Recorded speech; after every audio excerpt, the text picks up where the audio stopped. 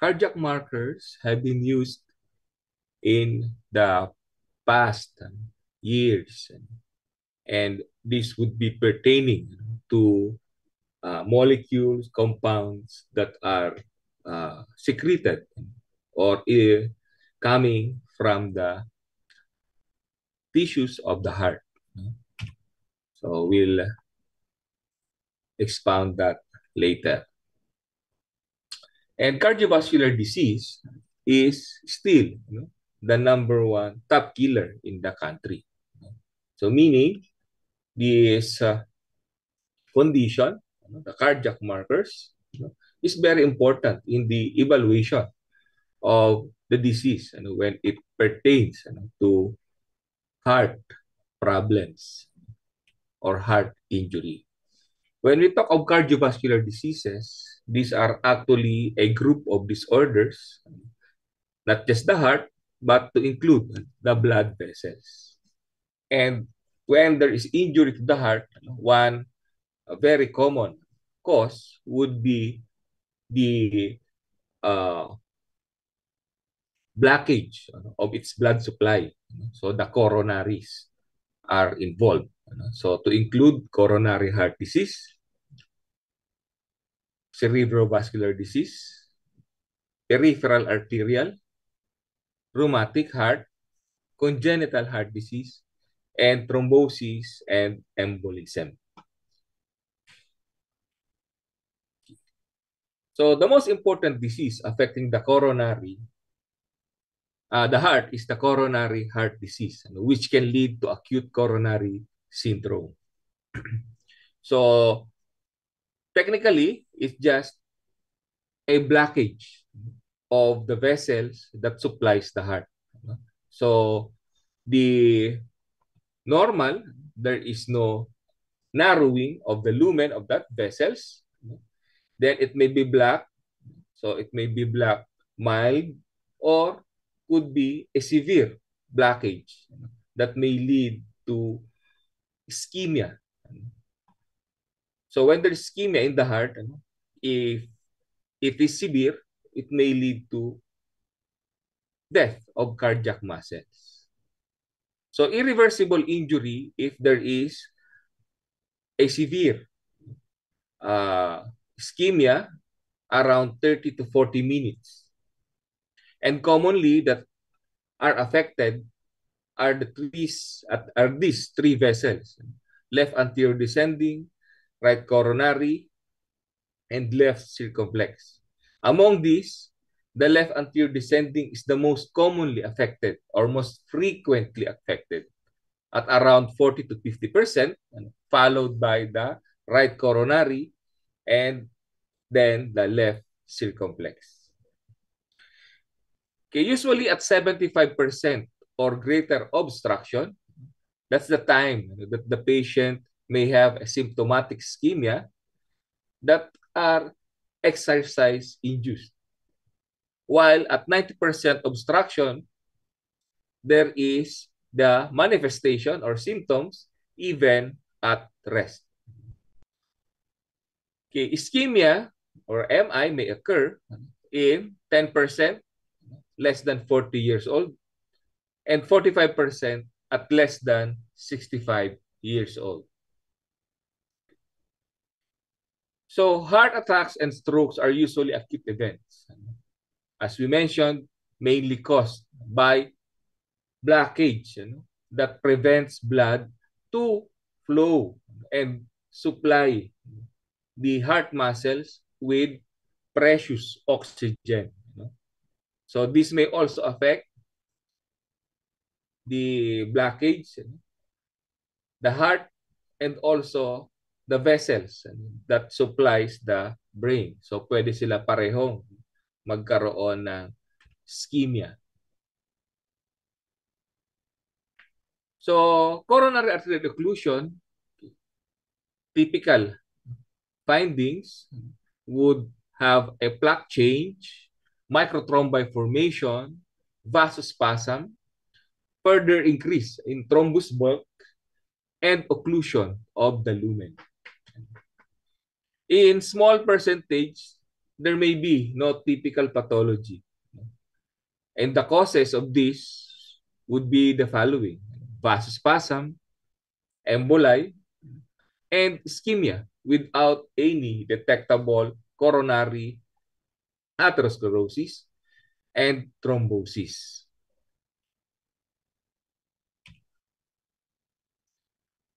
So there is a buildup of fatty deposits on the inner walls of the blood vessel that supplies the heart for our part or lecture day. So accumulation, okay, they tend to swell, they tend to narrow the lumen, and these deposits may contain lipids such as cholesterol and fatty acids, and also connective tissue. So if we look at the cross-section of these vessels, there is narrowing of the lumen. Okay, seen in this area, in the right picture, it still appears normal, but in the left side, there is an area of thickening of the wall. Hence, narrowing of the lumen. It is clearly seen here in the lower left picture to a degree, varying degree of occlusion. So chest pain may actually be felt by the patient even if there's just a 10 to 20% occlusion of the coronaries. So this we may call an acute coronary syndrome. Formation of obstructive plaques most probably begins with a non-obstructive lesions. Usually, these are the fatty streaks. So this just a yellowish discoloration seen grossly at the surface or the inner wall of the blood vessel.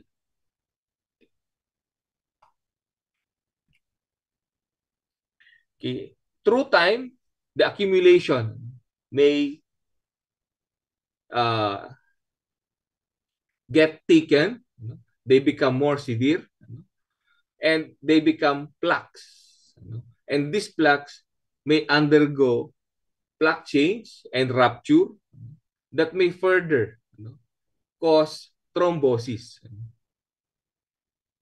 We know that with thrombosis, in the chapter of inflammation of and repair, and also in the hemodynamics, it will cause more occlusion because the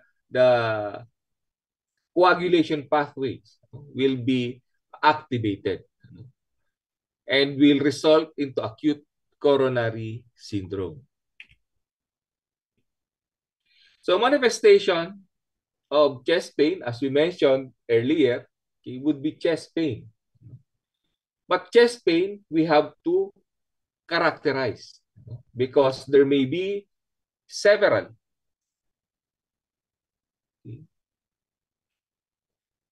Nag-freeze ba ako? Are you still hearing me?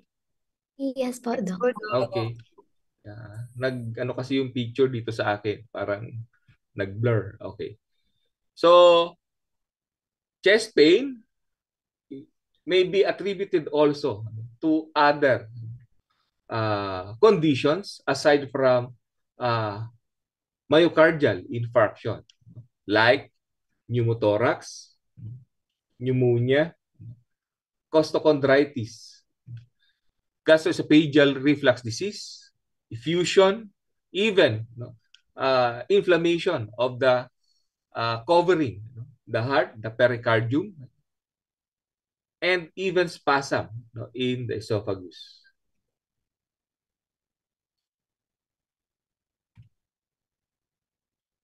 Okay, so the pain may radiate or may have a other manifestation in other area like in the arms, back, and jaw. Pain, discomfort, to numbness may also be felt. As I mentioned, chest pain may be characterized more pertaining to the heart when associated with pressure, chest heaviness, and fullness. Okay. So that more pertains to the heart. Sweating, cold sweat or diaphoresis may also be associated with uh, a heart attack. And other manifestation as well may be attributed to myocardial infarction. Okay, the diagnosis for myocardial infarction is very important. So, in the diagnosing of any condition, not just MI, very important to you would be a good history taking, good physical examination. So, many clinicians would say 80 to 90% of diagnosis will come from a good history taking and good PE. And most of you will be clinicians someday. Swerte na kung may magpato sa inyo na pumunta sa amin. Probably lahat kayo, clinicians. So, you will be dealing more of the history and PE. So, you will be our clients in the future. So what are the risk factors for cardiovascular disease? So if you are doing history taking, you will take note for this. So we have non-modifiable and modifiable risk factor. Okay. So risk factors include heredity, family history of premature coronary heart disease, particularly in male first-degree relative, familial hypercholesterolemia. So those are factors. The age. Men, earlier to start at around 45 years old. Women, at 55. Okay? Gender. So females have hormones that are said to be protective, yung estrogen. That's why after menopause, it would start to level up the or even up the frequency between male and female. For modifiable risk factors, we have the following: smoking, hypertension, obesity, and diabetes. So usually we advise our patient to change their lifestyle and take regularly their medications. So to be able to control these modifiable risk factors. Kung nagsisigarilyo, huminto na. Okay. So others, we have stress.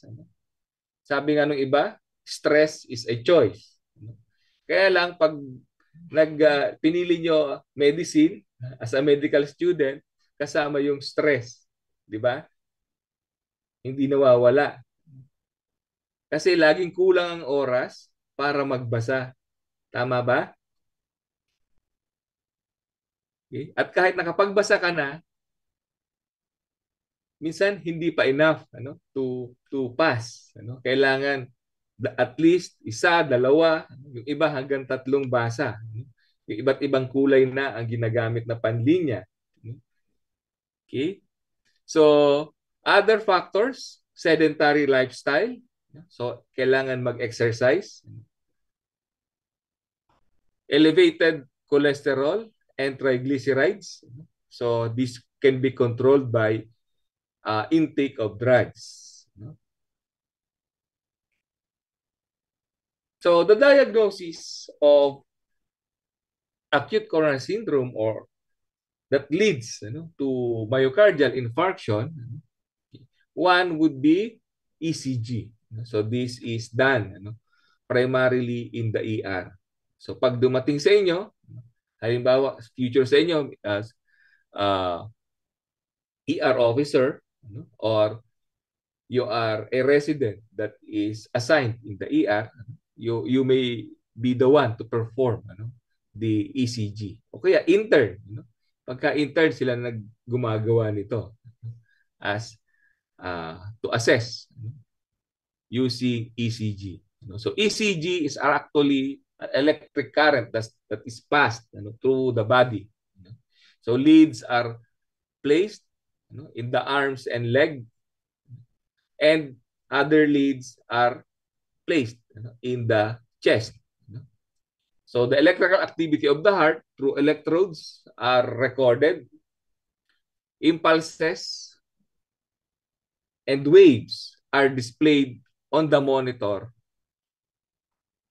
So this would help you to see the rhythm of the heart that will help you to diagnose and to determine whether there is really a damage in the heart.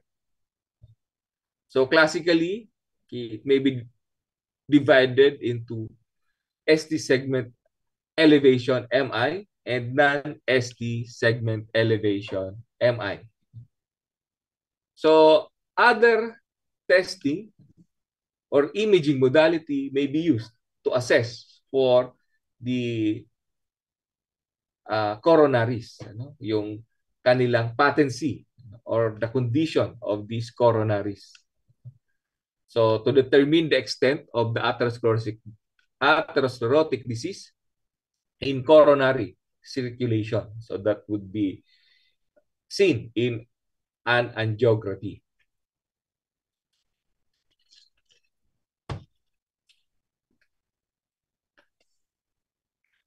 So the involved vessels could be identified. So whether just one vessel or tri-vessel is or are involved. A coronary catheterization is a minimally invasive procedure to access the coronary circulation and blood-filled chambers of the heart using a catheter.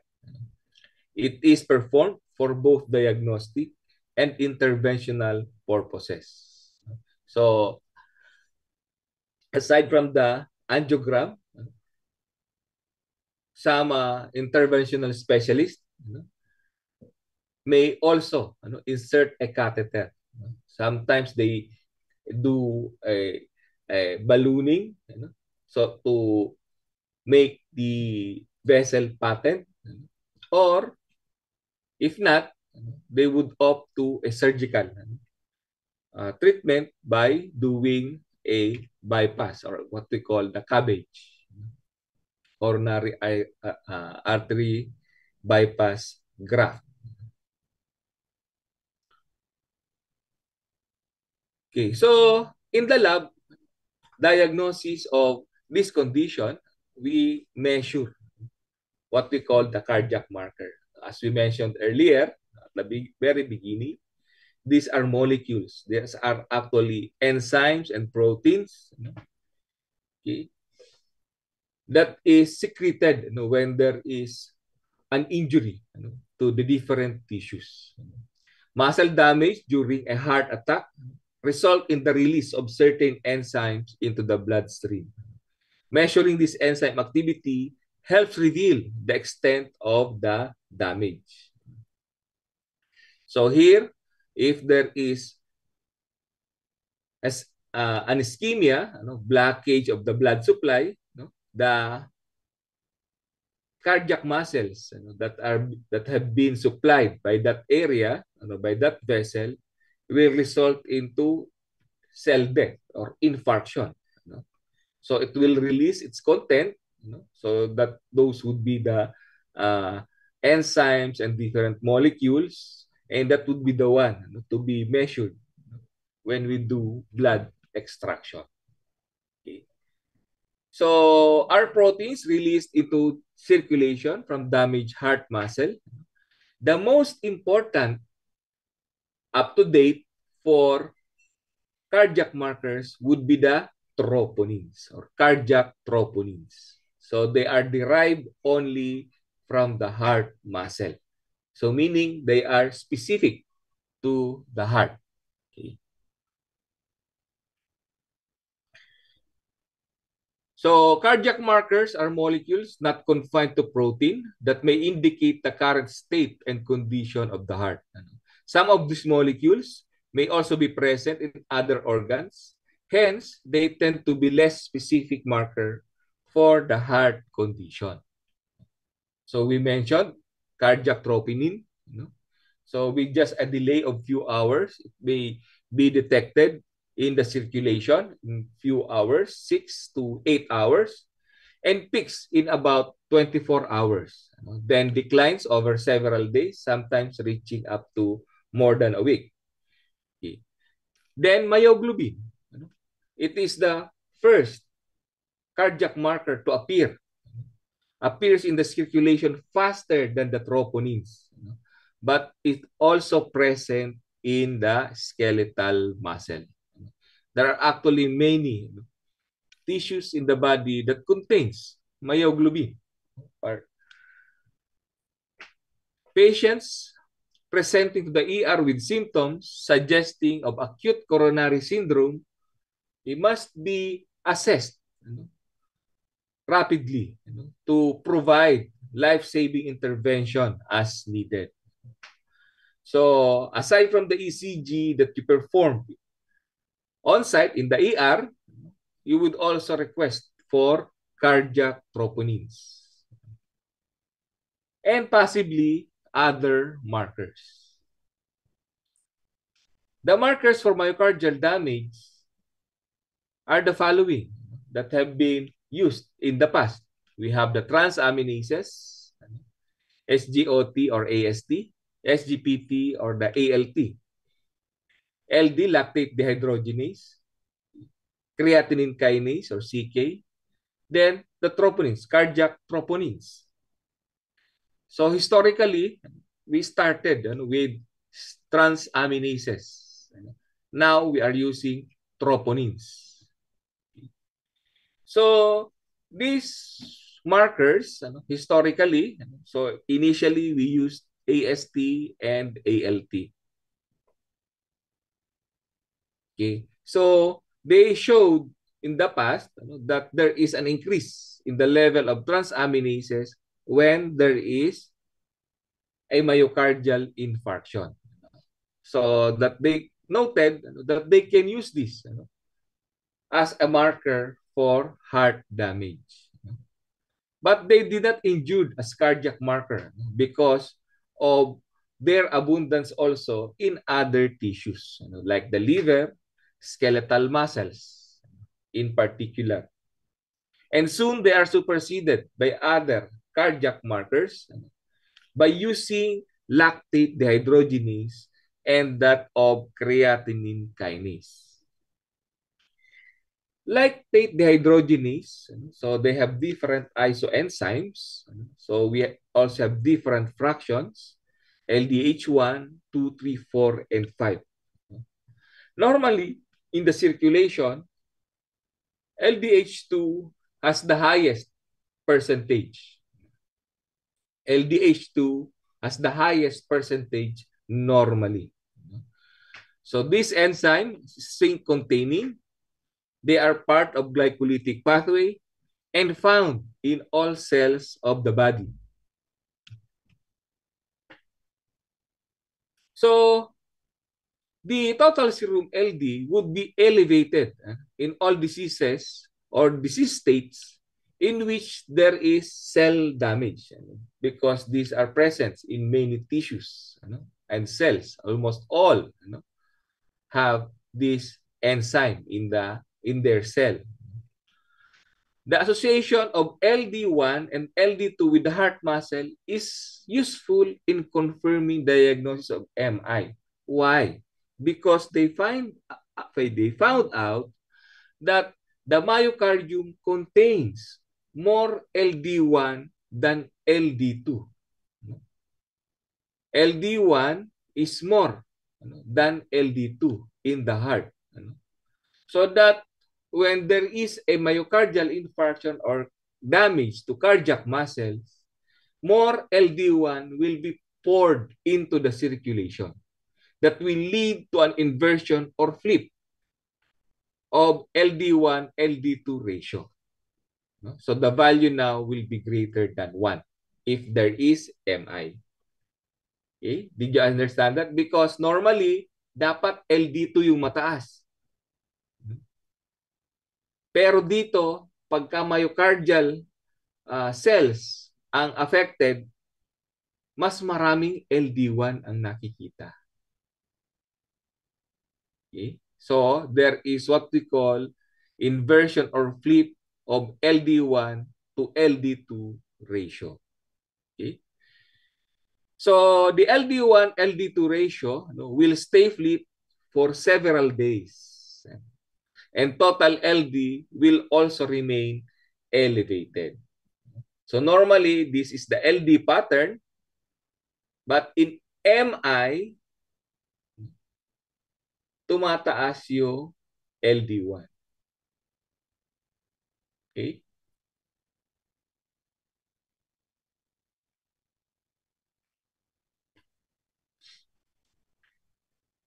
Creatinine kinase. So, creatinine phosphokinase composed of 2 subunits with resulting 3 isoenzymes.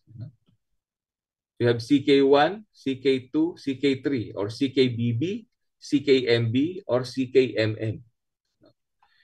So, primary sources for creatinine kinase are the following tissues. So, brain, smooth muscle, cardiac muscles, and skeletal muscle. Usually, we use the CKMB for the evaluation of the heart if there's damage to it. So, creatinine kinase, they are found in small amounts throughout the body, but is in high concentration only in the muscle and brain. So CKMB appears in the serum within 6 hours after acute myocardial infarction. Peaks around 24 hours. Clears from the circulation within 48 to 72 hours. So ibig sabihin, you just have a window of 3 days. So persistence in the serum after the period, after 3 days, may indicate either there is an extension of the infarct or if there is reinfarction. Okay? Kasi talaga dapat in 3 days, dapat bumaba na siya. So pag nag-prolong ang elevation niya, baka nagkakaroon ng a more severe or extension of the infarct or another infarct in other area of the heart. The method of CKMB assay that have been used may have different methodology. So one mentioned here is the CKMB mass assay that uses monoclonal antibody technology. So now this is widely employed or used and performed rapidly.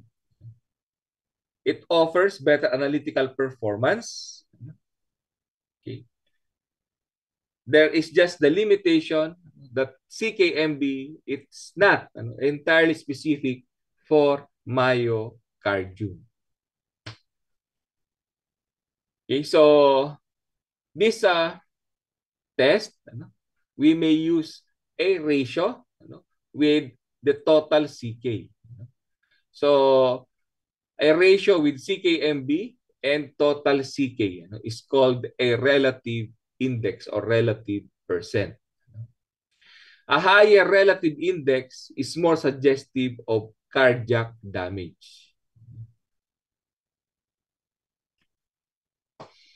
Another marker is myoglobin. So myoglobin is a heme-containing protein that binds oxygen with cardiac and skeletal muscle. So fortunately or unfortunately, myoglobin only a single form common to both muscle types.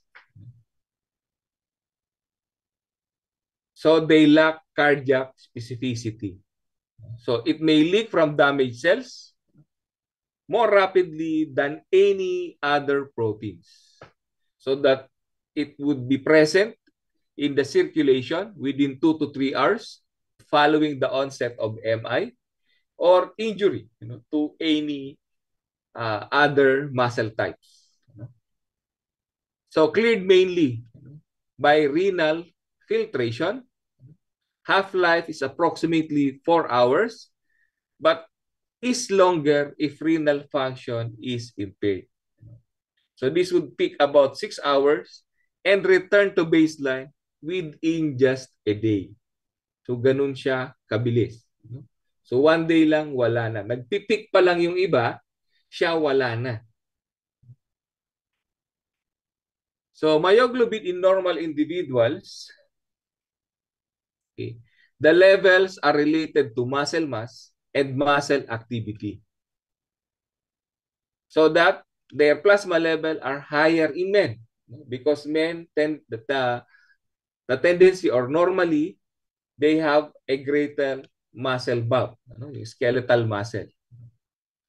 It is also increasing with increasing age, reflecting in a decreased glomerular filtration rate. Despite lack of specificity for myocardium, as a test for MI, it offers fairly high clinical specificity when, isang malaking when, patients with renal failure or suspected injury to the skeletal muscle are excluded. Kaya lang, makahinap naman kasi napakaraming diseases na may associate, or even physiologic activity na makapag-increase ng myoglobin. Di ba? Eh kung nag-exercise yan lagi, bodybuilding, so maaaring tumaas yung level ng myoglobin.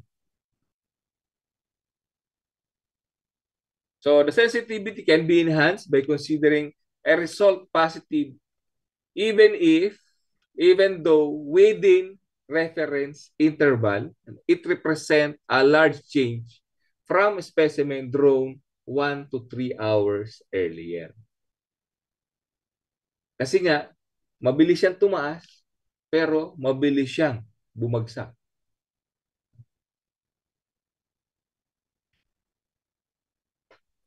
Okay, so of course, occasionally, it is useful to documenting damage in the skeletal muscles.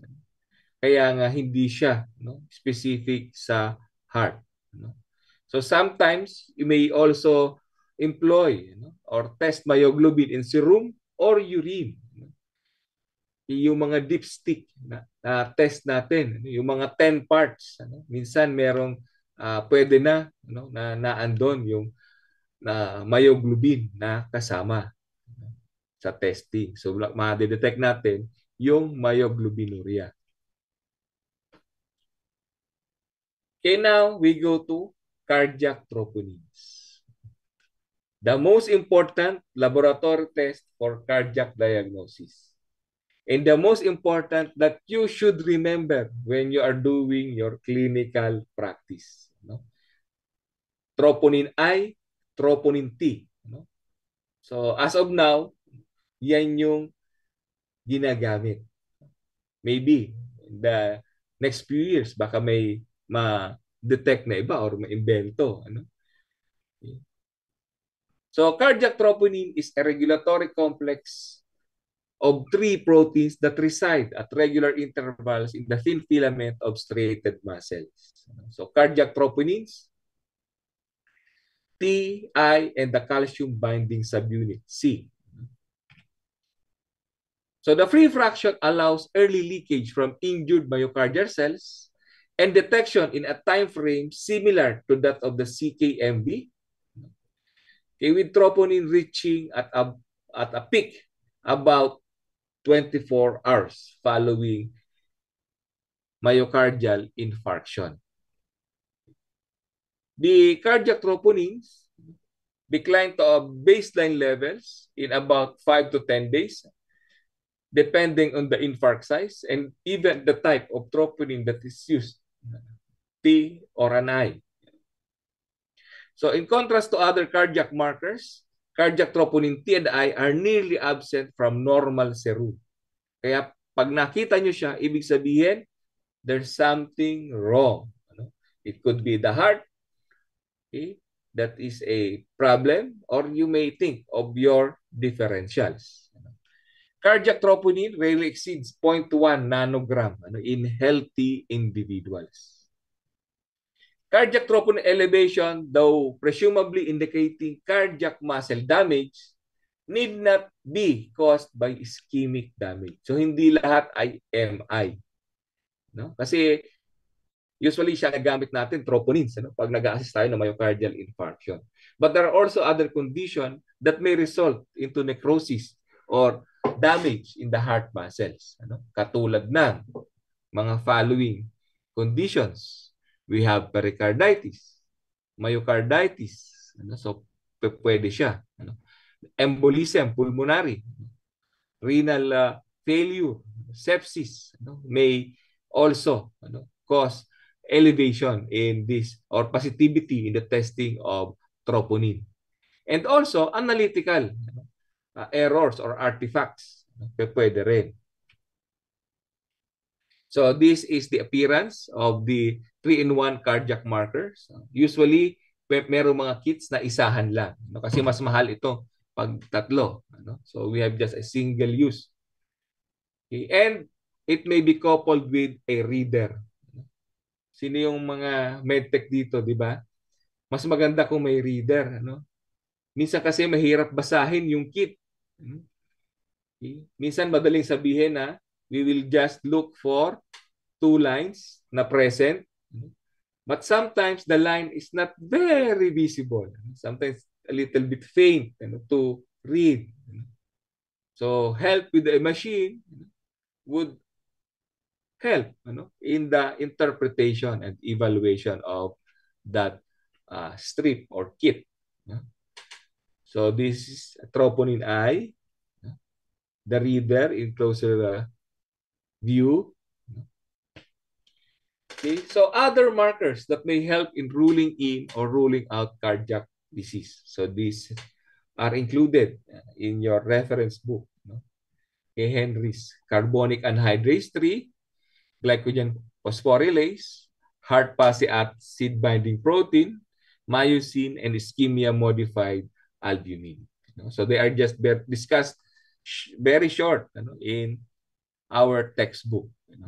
So carbonic anhydrase 3 is said to be present in skeletal muscle but not in the heart.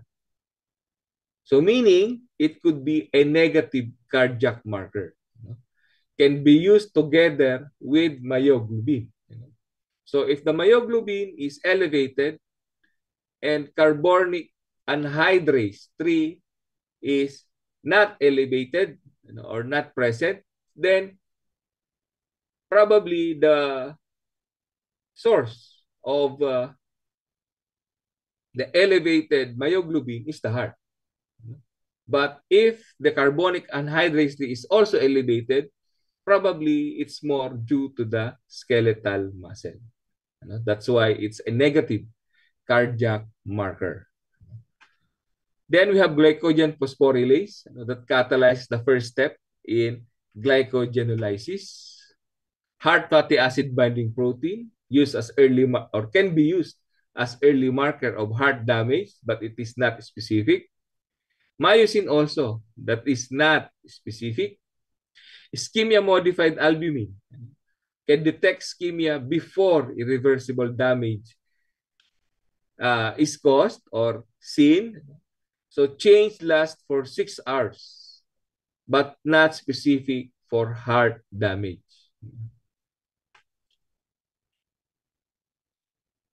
So what is now the choice for cardiac injury markers? So depende sa situation. Ano yung situation? Whether it's theoretical or testing. Nasa test tayo. Halimbawa to, nag-exam tayo.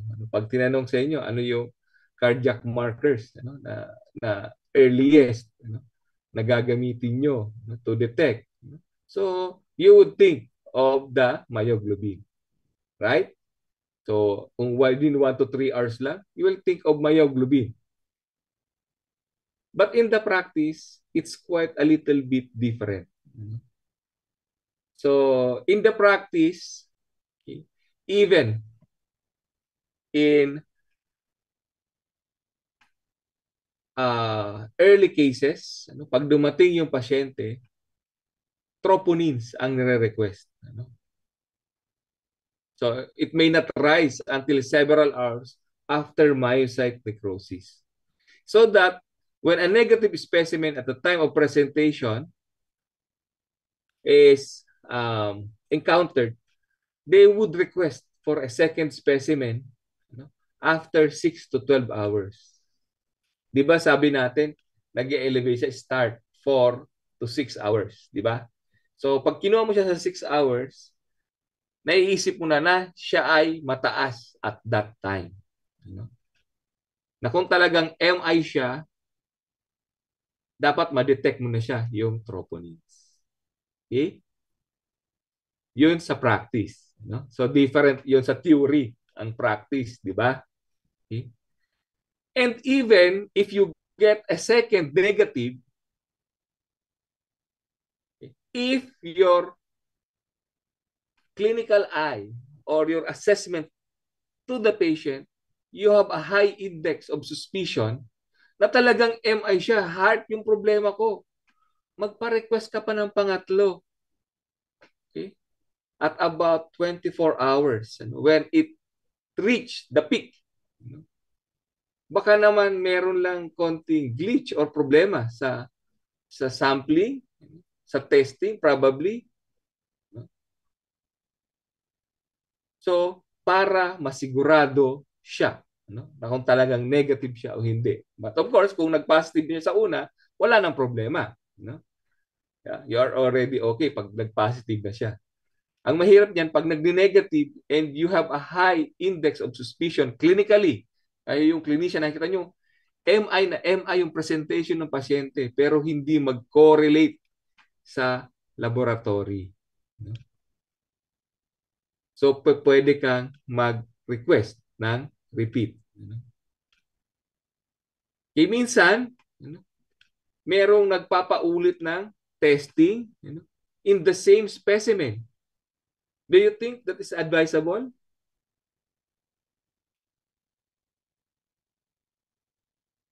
Hindi. Okay? Kasi, kung wala talagang presence doon ng troponins, kahit ipaulit mo siya, masasayang lang yung test kits na ginagamit, paulit-ulit, puro negative. Ipaulit mo siya to another set of specimen. Okay?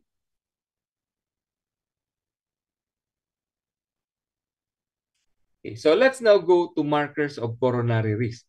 So nabanggit na natin to, cholesterol, lipids, C-reactive protein, and homocysteine. Sa cholesterol, meron tayong two in particular, the good and the bad. So the bad, LDL, and the good would be the HDL. Then we have specific lipoprotein fractions like homocysteine, okay, an amino acid that exacerbates formation of thrombosis. Then we have C-reactive protein, an inflammatory marker that may reflect the severity of coronary heart disease and may contribute to its pathogenesis. So with CRP values that are seen in this table in the left, they are stratified to their risk, whether low, average, or high risk. So normal individuals, the median CRP concentration may be just about 1 milligram per liter. So in acute illness, plasma levels may increase up to 300 milligrams, even more. Okay. So C-reactive protein is increased in a variety of disorders, including bacterial infection. So maaaring yung CRP levels may be due to other condition. And MI is just one among the acute illnesses associated with elevation of plasma CRP. So another marker that is said to be a marker for congestive heart failure is the cardiac natriuretic peptide. Okay. So this is also called the beta-type natriuretic peptide, or BNP for short, that is mainly produced in the ventricles of the heart. So coronary heart disease and other heart diseases can impair the heart's ability to pump blood. That may lead to heart failure. And these BNPs are secreted by the cardiac ventricles in response to wall stretch stimuli. So it could be a marker of the presence and severity of heart failure. So testing is useful to aid the differential diagnosis of patients who presents to the ER with shortness of breath. So diagnosis, acutely ill patient presenting in the emergency service. So plasma levels of BNP are less than 100 picograms per ml in most healthy individuals. Okay, the possible applications of these BNPs are the following: monitoring the course and treatment, risk stratification, monitoring the severity of the disease, screening of ventricular dysfunction, and testing for drug cardiotoxicity. But at the moment, most appropriate use of BNP testing is an adjunctive test to rule out heart failure in acute setting. Okay, and that would be my last slide. Any question?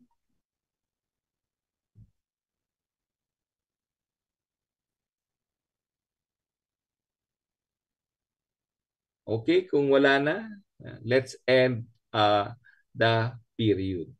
Okay? So thank you for listening. Thank you, Doc. Thank you po, Doc. Thank you, Doc.